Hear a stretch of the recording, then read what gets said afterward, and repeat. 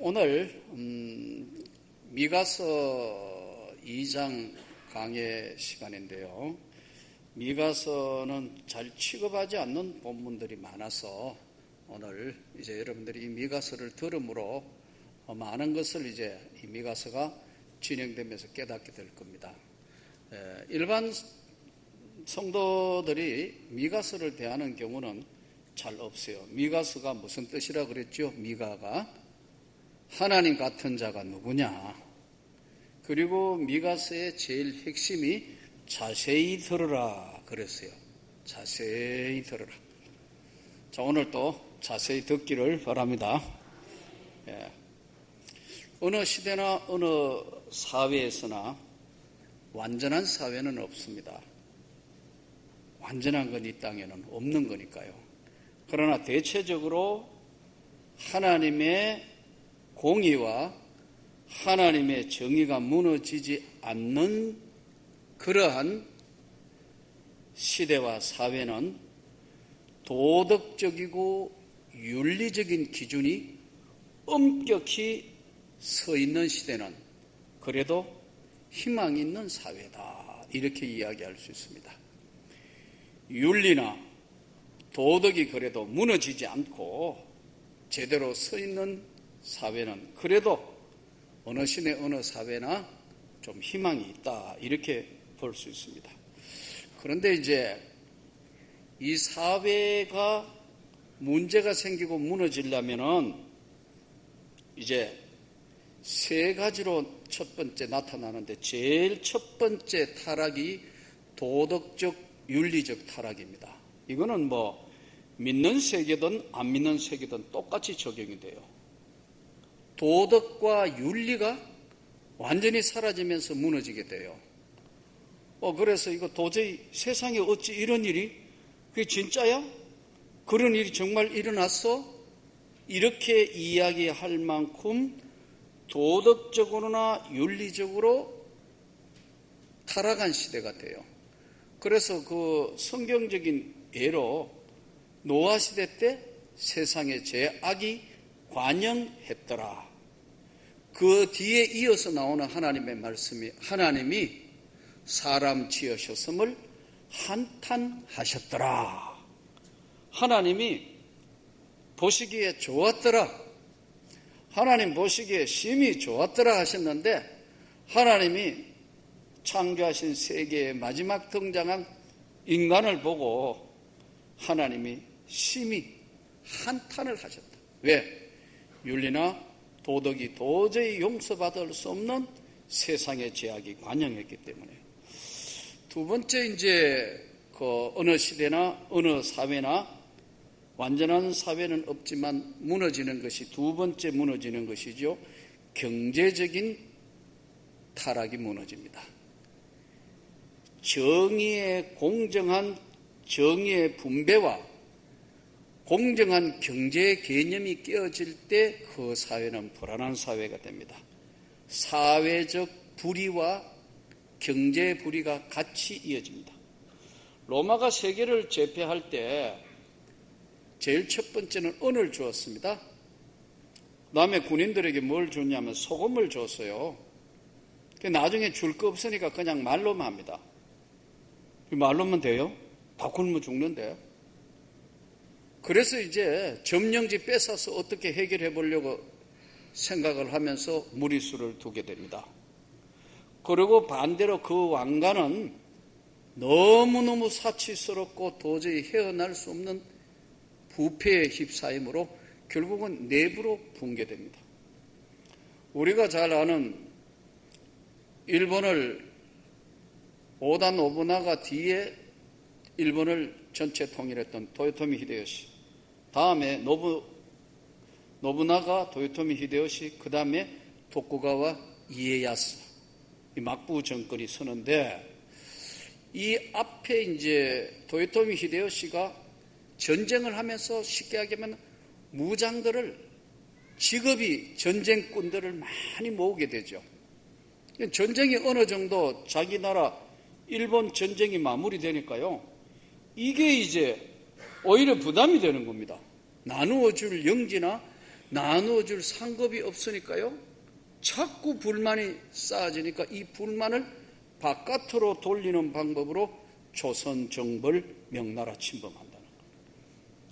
그래서 어느 사회나 경제적으로 이게 공평한 분배와 또 공평한 사회가 되지 않으면 불의와 제약이 판치는 이러한 세상이 되면요. 두 번째, 이것이 윤리도덕 타락, 경제적 타락입니다. 그래서 지금 중국도 심각하잖아요. 중국의 부자들 돈이 수천억 가지고 있어요. 우리나라 부정부패는 이건 부패도 아니에요. 한 성을 다 해먹어버려요. 그래서 안 되니까 막 지금 어마어마한 부를 가하고 있지 않습니까? 이게 말이 안 되는 거죠. 그래도 이게 그 사회 지금 중국은 그래서 많은 문제를 가지고 있습니다. 농촌에 너무 못 사는 사람과 너무 잘 사는 사람들의 차이가, 빈부격차가 너무 심한 거예요. 그런 거 보면 참 미국은 비실비실해도 그래도 참 미국에는 빌 게이츠 같은 사람이나 이런 사람들, 이 버핏 같은 이런 사람들, 돈 많은 사람들이 전부 많이 기부하고 재단 세워서 하는 거 보면 그래도 아직도 그 사회가 버티는 것 같아요.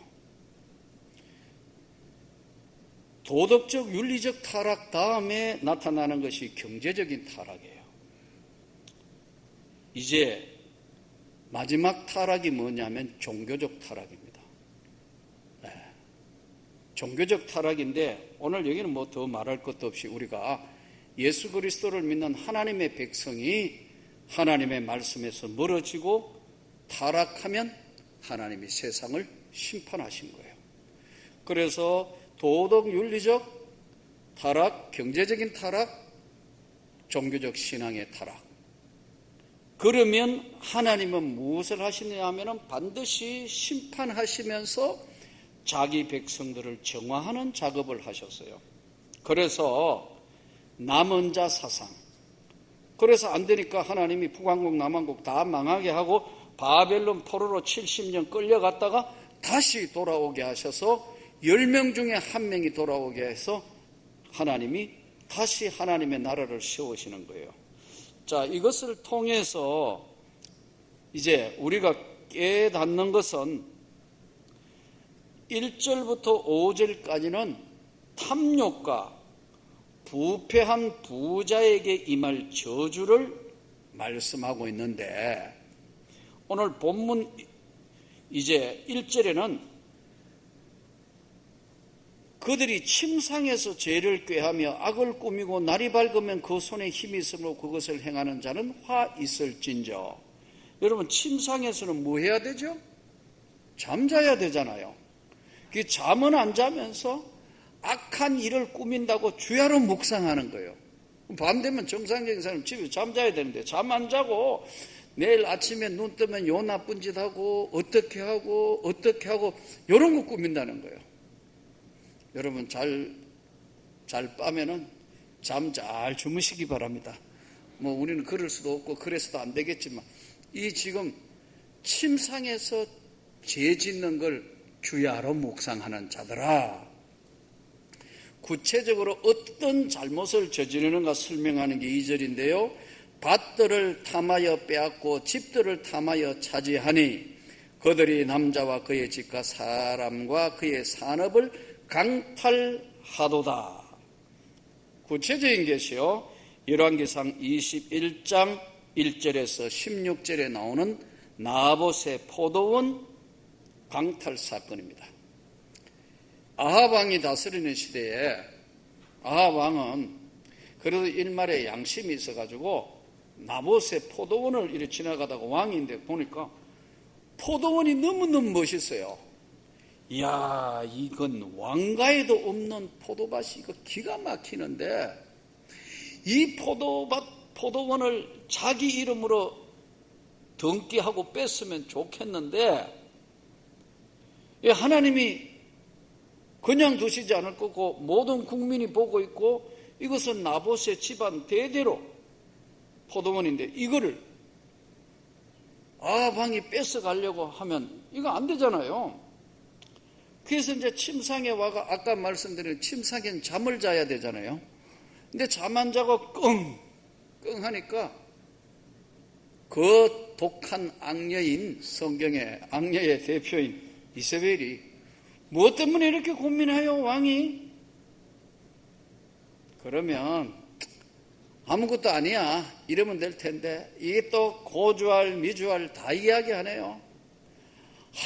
내가 나봇의 포도원을 보고 왔는데 이야 너무 좋은 포도원이라 이 포도원이 내 거 됐으면 참 좋겠는데 아이고 그러지 못하니까 내 머릿속에 그 집에 포도원만 보이네. 이세벨이 간단해요. 그거 모함해서 죽이고 빼앗으면 되는 거 아니에요? 여자가 무서워요. 하나님 없는 이세벨은 우상 숭배 집안의 여자니까 이 빼앗는다는 것에 대해서 조금의 일말의 양심의 가책도 없는 거예요. 그래서 나봇의 포도원을 뺐어요. 그래서 오늘 이 말씀으로 밭들을 탐하여 빼앗고 집들을 탐하여 차지하니 실제로 뺏어버렸어요. 3절 그러므로 여호와의 말씀에 내가 이 족속에게 재앙을 계획하나니 너희의 목이 이에서 벗어나지 못할 것이므로 또한 교만하게 다니지 못할 것이라 이는 재앙의 때입니다 하셨느니라. 나중에 이세벨도 결국은 하나님 앞에 벌받아 저주를 받아서 무참하게 죽게 되죠. 하나님은 살아계신 하나님은 살아서 악한 거 하는 것은 반드시 다 갚는다니까요. 무서운 분이에요. 그러므로 여호와 하나님께서 반드시 너희의 목이 이에서 벗어나지 못할 것이요 이는 재앙의 때임이니라 하셨느니라. 하나님이 재앙을 내릴 때는 두 가지 하시는데요. 하나는 부분적으로 재앙을 내립니다. 부분적으로 내릴 때는요, 어떻게 이런 일이 일어나는지도 모르도록 재앙을 내립니다. 계속 재앙을 내리는데 본인은 내가 왜 이러지 모르고 계속 재앙을 받습니다. 그러나 두 번째 재앙은 모든 사람들이 다 알도록 재앙을 내립니다. 우리는 이 재앙에 해당이 없기를 바랍니다. 우리가 반드시 알아야 될 것은 하나님은 사랑의 하나님이시기도 하지만 무서운 하나님이시기도 하다. 네 번째, 그때에 너희를 조롱하는 시를 지으며 슬픈 노래를 불러 이르기를 우리가 온전히 망하게 되었도다. 그가 내 백성의 산업을 옮겨 내게서 떠나게 하시며 우리 밭을 나누어 패역자에게 주시는도다 하리니 그러므로 여호와의 회중에 분깃에 줄을 댈 자가 너희 중에 하나도 없으리라. 하나님께서는 재앙을 내릴 때 지도자가 참 잘해야 돼요. 지도자가 얼마나 중요하다는 것을 말씀합니다. 여러분, 교회의 지도자는 두말할 것도 없이 목사님, 다음에 장로님들, 우리 권사님들, 한수 집사님들, 정말 지도자들이 하나님 앞에 잘해야 할 줄을 믿습니다. 지도자는 하나님이 주시는 축복도 크지만 책임도 크다는 거예요. 그래서 우리가 하나님 앞에 끝까지 잘해야 합니다. 이것은 바벨론 포로로 끌려갔을 때 저들이 노예 생활을 하게 되는데, 여러분, 노예라는 것은 오늘날 이야기하면 노예가 지금 생각하는 그런 것이 아닙니다. 뭐 남의 집에 가 일하는 정도 그런 게 아닙니다. 노예는 자유가 없습니다. 주인이 원하는 대로 움직이고 주인이 원하는 대로 행동해야 되는 노예는 말과 짐승과 같은 취급을 받았습니다. 말하는 말, 말하는 소 정도의 취급을 받은 것이 노예 생활이었습니다. 주인을 위하여 존재하는데 어느 날 마음대로 자유롭게 살다가 잡혀서 노예가 되었습니다. 그러니까요. 그러므로 여호와의 회중에서 제비 뽑고 줄을 댈 자가 너희 중에 하나도 없으리라.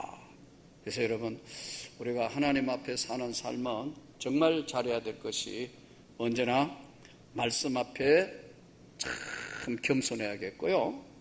또 우리가 중직자일수록 하나님 앞에 정말 바르게 신앙생활하고 하나님 앞에 절대 순종하는 귀한 삶이 되기를 바랍니다. 꽁이라는 짐승은 참 재밌는 거더라고요. 어느 책을 보니까 닭꽁 아시죠? 꽁은 다급하면요 머리를 풀숲에 확 쳐박아 넣어요. 자기 눈에 세상이나 상대가 안 보이면요 세상도 자기를 못 볼 것이라고 여기는 게 꽁이에요. 그러니까 꽁은 얼마나 웃기냐면 꽁은 자기만 못 보면 상대도 자기를 못 보는 줄 알아요. 이 동물 중에 희한한 동물이 있는데 또 꽁은 성질이 굉장히 급해요. 제가 저 청송진보 학교 교사로 발령받아갔더니 부임하신 교장 선생님이요. 교육위원회에서 아주 베테랑 교장 선생님이 임교장 선생님이라는 분이 계셨어요. 오셨는데 연세가 많았는데 은퇴하실 좀 됐던가 은퇴하시고 오셨던가 했던 그런데요. 당뇨가 굉장히 심하셨어요. 이렇게 스스로 이렇게 주사를 이렇게 여름 같은 데는 이렇게 옷 올려놓고 나 보는데도 주사를 이렇게 찌르고 그랬어요. 이분이 취미가 꽁 키우는 게 취미예요. 그래서 이제 학교에 그 교무실 옆에 화단의 빈칸에 이제 꽁 사육장을 만들어 놓고 책임자를 나를 임명해가 꽁과장으로 임명했어요. 그래 지금 생각하면 별거 다 해본 거예요. 그래서 아침에 오면 밤새 꽁이 잘했는가 봐야 돼요. 근데 도저히 난 뭘 하겠어요. 그래서 교장 선생님 찾아가서 전 사실 시골에 잠깐 있다가 교육위원회에서 7주로 발령 낼 거니까 잠깐 있다고 간다고 사실은 갔으니까 약속도 그렇게 했고요. 그래서 교장을 찾아가 그랬어요. 저 여기 오래 있지도 않을 거고요. 곧 또 발령 날 것 같고요. 그러니까 저 꽁과장은 뭘 하겠습니다. 대신 좀 다른 사람 시켜주세요 했더니요. 교무과장을 즉시 불러요. 부르더니요. 오늘부터 그대가 꽁과장 해라. 그러니까 졸지에 교무과장님이 꽁과장이 됐어요. 물 주고 먹는데. 근데 꽁은 성질이 아주 고약한 있어서 그냥 놔두면 가가지고 철망에 가가 부딪혀 죽어요. 그래서 꽁 눈에다가 뭐를 이렇게 안경 같은 걸 씌우더라고요. 나 그러니까 많이 배웠어요. 경험이란 게 이렇게 중요해요. 그래서 꽁 눈에다가 눈을 가리면 꽁은 아주 얌전해져요. 내 말을 안 믿기면 꽁 키우는 사람한테 한번 물어보세요. 나 키워봤다니까요. 근데 아까 말씀은 재밌는 건 꽁이에요. 이렇게 약간 이 숲을 다니죠. 이렇게 뭐 심어놨는데 그러면요. 꼭 거기 가가지고 머리를 쳐박고 엉덩이로 거기 숨으면 안 보이는 줄 알고 자기가 안 보이면 안 보이는 줄 알아요. 제가 왜 이 말씀을 들었냐면 하나님은 다 알고 계신다. 아멘. 죄 지은 만큼 회개하자. 아주 명언이에요. 그렇죠? 가슴에 이게 참 이거 아닌데 이러면 즉시 회개해야 되는데 이 지도자들이 참 문제예요. 지도자들이 한번 잘못하면요 하나님은 일반 사람들보다 참 많은 실망을 하세요. 그래서 여러분 오늘 우리가 하나님 앞에 믿음 생활을 바르게 한다고 생각하는 사람일수록 하나님 앞에 정말 더 겸손하고 최선을 다하는 신앙이 되면 좋겠습니다. 나폴레옹 역사 보니까 나폴레옹은 참 이 부하를 너무너무 사랑했어요. 나폴레옹은 참 세계사에 없는 전략가고 대단한 사람이었죠.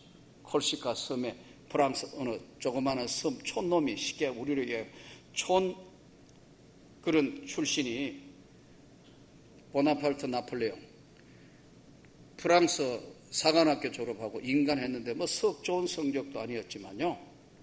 그가 황제의 자리까지 올라가고 유럽 전체를 석권할 수 있는 위대한 힘은 뭐냐니까요. 일반 다른 장군들에게 없는 부하 사랑을 끔찍히 하는 거예요. 예를 들 것 같으면 전쟁하다가 부하가 다쳤다. 이 부하가 다쳐서 어떻게 할 수 없고 걸을 수도 없고 고통스러워하면요. 우리를 위한 군의관, 의사를 불러서 계속 치료해라. 그러면서 황제의 마차를 내줬어요. 황제의 마차를. 그럼 모든 병사들이 보고 있잖아요, 지금. 그렇죠? 모든 병사들이 보고 있는데 황자의 마차를 빌려주면서 의사 보고 계속해서 치료해 주라 하면서 그 미끄럽고 힘든 얼음판 또 자갈밭을 황제가 그 치료 제대로 되는가 안 되는가 보고 걸어가면서 얼은 땅을 그냥 고통스러워하면서도요 부하가 치료받는 거 보고 좋아하면서 가는 거예요. 여러분, 그런데 막상 전쟁이 벌어지면요, 막상 전쟁이 벌어져가 죽고 죽이고 막 포가 날라오고 그럴 때는요 냉정하기 짝이 없어요. 전쟁을 위해서는 돌격 앞으로 막 죽어나고도 그때는 눈도 깜짝 안 합니다. 전쟁이 끝나고 났을 때는 최고로 황제가 아까 말씀드린 것처럼 부하 이름 없는 사병의 그 다친 것을 황제 마차에 태워가고 자기가 걸어갈 정도로 사랑이 있는 사람이에요. 그러니까 부하가 황제의 모습을 보고 황제의 사랑을 보고 목숨을 거는 거예요. 그래서 보나파르트 나폴레옹 군대가요 무적 군인인 군대예요. 왜? 자기를 알아주니까. 다친 것을 황제 마차에 실어가 가는 걸 사병들이 다 보지 않습니까? 근데 그게 위선이고 한 번씩 위에서 했다면요, 에이 그냥 그런 거야. 그런데 관심이 많은 거예요. 사랑이 많은 거예요. 여러분, 우리 지도자라는 것이, 여러분, 우리 장로님들이, 우리 권사님들이 정말 사랑을 베풀 수 있다면요, 교인들은 그 사랑 안에서 자라가고 그 사랑 안에서 교회를 사랑하는 마음으로 바뀝니다. 근데요, 중직자 여러분들이 혹시라도 비판하고 욕하고 잘못하면 성도들도 병들 뿐만 아니라 그것은 하나님 앞에 엄청난 하나님이 주실 축복을 도리어 거두는 거예요. 그래서 여러분 조심해야 합니다. 여기서 오늘 제비를 뽑고 줄을 댈 자가 너희 중에는 하나도 없다. 왜? 진짜 돌볼 수 있는 사람이 내가 너희를 보니까 없다는 거예요. 그래서 우리가 지도자란 언제나 사랑을 가지고 애정을 가지고 주의 나라를 섬기는 여러분 되시기를 축원합니다. 사회 불의와 거짓 선지자에 대해서 이제 두 번째 6절부터는 말씀을 하고 있습니다. 그들의 말하기를 너희는 예언하지 말라. 이것은 예언할 것이 아니거늘 욕하는 말을 거치지 아니한다 하는도다. 너희 야곱의 족속아 어찌 이러기를 여호와의 영이 성급하시다 하겠느냐. 그의 행위가 이러하시다 하겠느냐. 나의 말이 정직하가 행하는 자에게 유익하지 아니하냐. 여러분, 거짓 예언자, 거짓 선지자, 왜 거짓 선지자, 거짓 예언하는 자라고 이야기하죠? 하나님의 축복만 자꾸 이야기하면요, 성경은 양면이 있어요. 양면이요. 이 양면이 뭐냐면 생명을 주셨고 구원을 주셨고 축복을 주신 주님이 마지막 가시면서 하신 말씀이 내가 너희와 영원히 함께 할 것이다. 세상 끝날까지 너희와 함께 있을 것이라고 약속을 하시는데요. 이 약속에는 무엇이 들어가 있느냐 하면요, 나와 함께 고난도 영광도 같이 받는다는 거예요. 대부분 요즘 신학교는 젊은이들이, 요즘 전도사님들이 제가 다닐 때하고는 참 많이 달라진 것 같아요. 또 세상이 달라졌으니까 제가 보는 입장에도 달라져야 한다고 생각해요. 근데 한 가지는 그때나 지금이나 똑같은 게 있어요. 그게 뭐냐면 정말 주님을 사랑하는 사람이 주의 나라를 위해서 주의 일을 하러 올라와야 돼요. 그런데 오늘날 주변에 한번 보세요. 많은 메시지의 말씀을 들으면서 우리 주변에 하나님의 말씀이 언제나 요즘 방송을 틀어놔도 설교 들을 수 있고 찍어서 들어가 보면 언제나 유튜브 동영상이나 설교나 이런 게 다 들을 수 있어요. 근데요, 성경을 다시 깊이 한번 들여다보십시오. 성경에는 언제나 축복만 가르쳐 주신 것이 아니에요. 계속 축복에 대해서만 초점을 맞춘 것이 복음이 아니라고요. 한쪽에는 뭘 말씀하고 있냐면요, 말씀대로 순종하고 살아라는 것이, 순종하라고 살아라는 것이 계속 똑같은 말씀으로 내려오고 있어요. 그런데 우리는 좋은 것만 취한다니까요. 왜냐하면 부담스럽고 힘들고 어려운 것은 내 스스로가 이걸 떨쳐버리는 거예요. 잊어버리려고 그래요. 예. 그런데 하나님의 말씀은 계속 축복만 가르치시는 게 아니에요. 하나님의 말씀은 행복만 가르치신 게 아니라는 거예요.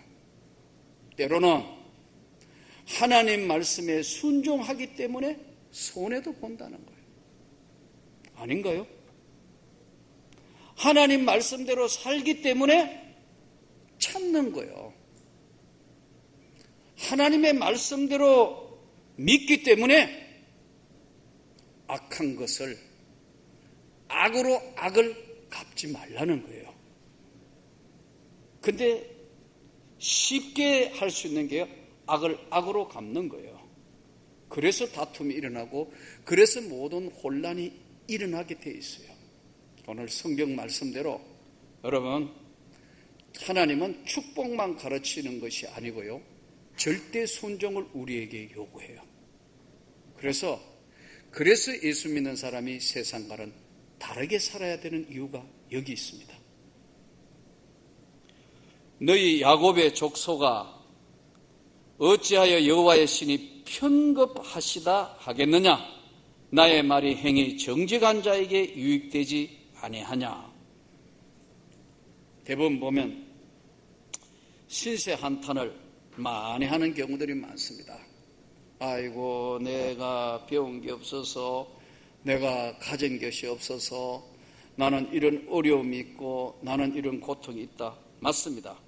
그러나 여러분, 하나님의 백성은 절대적인 상황 앞에서도 흔들리지 않는 순종을 보여주므로 그 결과는 하나님이 책임을 지신다는 거예요.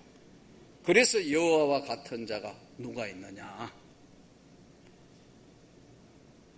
사람이 만일 흠앙이 행하여 11절, 10절부터 다시 봅니다.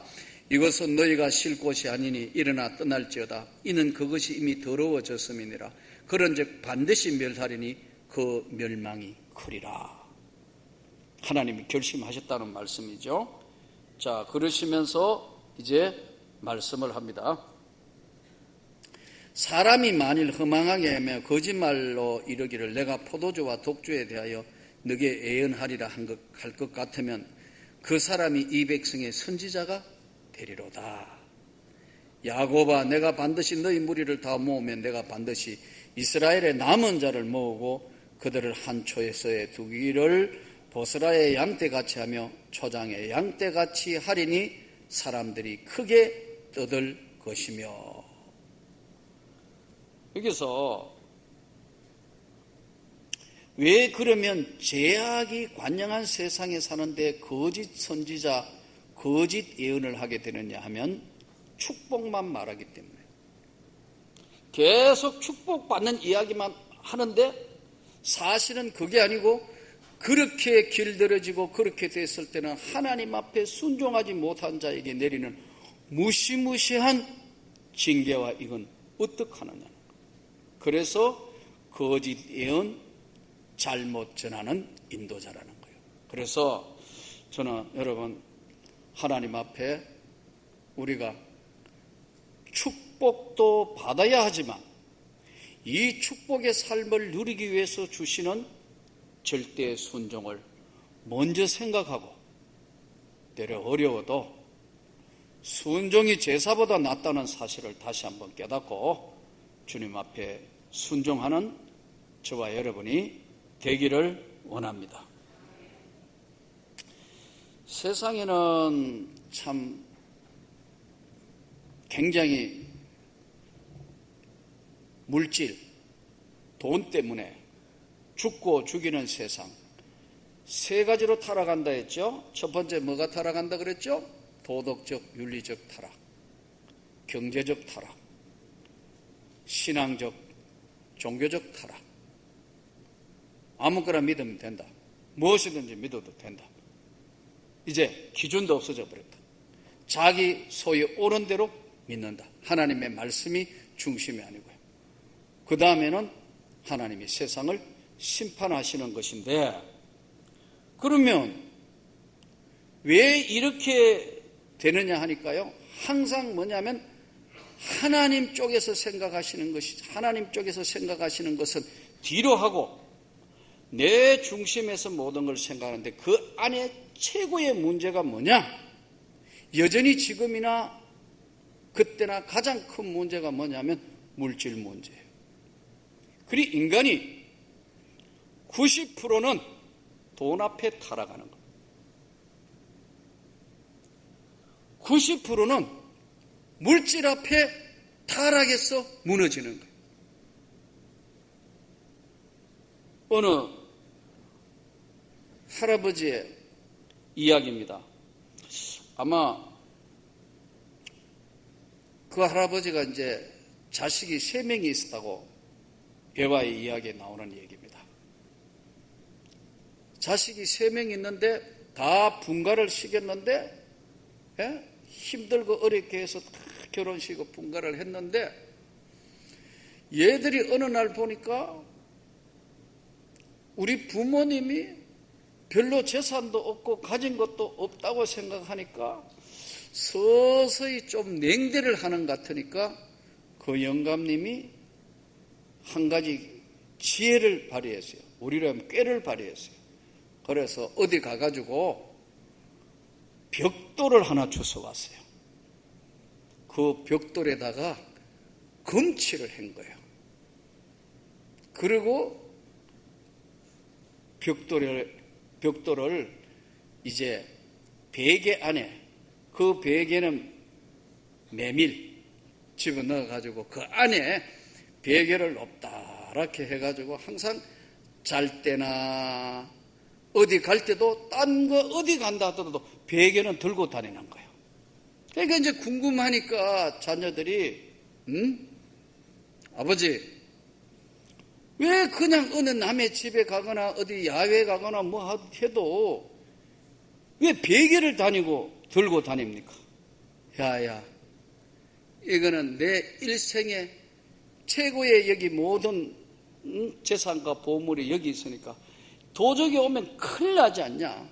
그래서 이제 들고 다니니까 첫째 아들, 둘째 아들, 셋째 아들이, 그 중에 아마 셋째가 굉장히 지혜로웠던 것 같아요. 내가 시아버지한테 잘 보이면 저거 틀림없이 금덩어리 아니면 저렇게 귀하게 들고 안 다닐 텐데 저거 엄청난 금덩어리 뭐에다 아마 생각을 했던 것 같아요. 그런 아무 관심이 없던 셋째 며느리가 막 아들하고 관심을 가니까 첫째가 가만히 보니까 뭐 들리는 소문, 이 소문은요 굉장히 빨리 들리거든요. 여러분, 좋은 소문, 나쁜 소문보다 비밀이라 하면요 더 귀가 쫑긋해집니다. 사람은 너만 알고 있으라 하면요, 그 다음에 건너가면서 너만 알고 있으라면 좀 있으면 다 알아요. 그게 참 웃기는 게 이게. 그래서 첫째 며느리하고 첫째 아들을 보니까 갑자기 셋째가 밖에가 막 뭐 음식 해가고 막 하니까 첫째도 가만히 생각, 내가 맞은데 저거 금덩어리면 저게 적어도 반은 내게 돼야지, 이렇게 해가지고 계속 셋째가 한 번 찾아뵐 때 첫째는 두 번 찾아뵙는 거예요. 계속 뭐 부치게 해오고 뭐 김치 담아오고 그 다음에 별미 해가오고 고기 잘라오고. 이제 제일 중요한 거는 부인이 궁금한 거예요. 부인도 모르게 했으니까. 부인은 이제 이 영감태기가 진짜 이제까지 한 번도 나를 편안하게 안 해주는데 진짜 금덩어리를 지금 바꾸어가지고 이 안에 가지고 있는지 영감이 이야기를 하나. 화장실 가도 들고 가고 세수하러 가도 들고 가고 어디를 가도 이건 반드시 베개는 들고 가니까. 그래가지고 이제 몇 년이 지났는데 어느 날 영감이 죽을 몹쓸 병에 걸린 거예요. 그러니까 이제 전부 며느리하고 아들하고 와가지고 이거 어떻게 되는 건가 이거? 응? 이거 어떻게 되는 거야? 이거 어디로 누구한테 이 금덩어리가 가느냐? 그런데 죽기 전에 영감이 할머니한테 뭐라고 이야기하느냐면 열어보지도 말고 나하고 똑같이 들고만 다녀. 알리고도 하지 말고. 그러면 나처럼 마지막 죽을 때까지 대접받고 죽으니까 만일에 열어보는 순간에 그대는 모든 존귀함과 모든 것이 끝날 수 있으니까 나한테 묻지 말고 죽을 병 들고 죽기 전에 한번 열어보고 베개 안고 죽으라. 그게 유언이었어요. 할머니가 유언을 지켰게요, 안 지켰게요? 유언을 지켰다고 생각하는 사람 손 들어보세요. 한 명, 두 명밖에 없어요. 그것도 금세 내릴 뿐이에요. 다시요. 유언을 지켰다고 생각하는 사람 손 들어보세요. 갑자기 이제 두 분밖에 없네요. 참 여러분 똑똑해요. 만일에 유언을 지켰다면 내가 이런 이야기를 안 하죠. 왜? 인간의 본성이 뭐라 그랬죠? 타락한 거예요. 타락할 때 가장 기준이 뭐냐면 돈이에요. 물질 때문에 다 무너지는 거예요. 중국에 전 세계에 고난받고 핍박받고 환난받고 아무리 해도 견디는데요. 교회가 부유해지고 돈 많이 줘 보니까 타락했다. 철학이. 그 교회는 돈 쌓아놓으면 절대 안 나눠. 교회는 나누어 주는 거 해야 돼. 계속. 아멘. 부유한 교회치고 역사에 살아남은 교회는 한 교회도 없다. 주기를 좋아하고 나누어 주고 세계 선교하고 본질적으로 주님의 일을 해야지 그 돈 쌓아놓은 교회처럼 잘된 교회는 하나도 없어요. 물질은 교회 안에는 들어오면 빨리 흘러가게 해야 돼. 빨리 흘러가게. 들어오면 어느 정도 기본적인 것만 갖추고는 빨리 흘러가게 해야 돼. 자꾸 흘러가게 해야 더 기도하고 더 은혜 받고 더 그지. 집도 마찬가지입니다. 집도 이유 없이 부유해져 봐요. 자식들 애타게 일어나려고 그래요. 그리고 하나님 앞에 간절히 기도하는 소리도 줄어들어 버려요.